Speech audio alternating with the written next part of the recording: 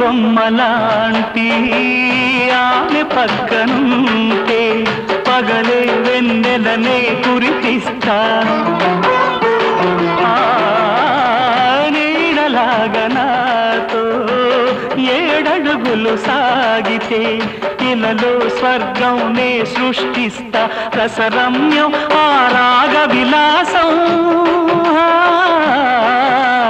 రసరమ్యం ఆ రాగ విలాసం వసివాడదు అది ఆ జన్మాంతం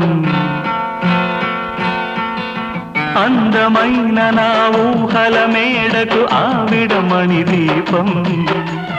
అంది అందని నాశలకు ఆమె ప్రతిరూపం ఆ తలపే నా ధ్యానం ఆ అభినవ దేవత నా ప్రాణం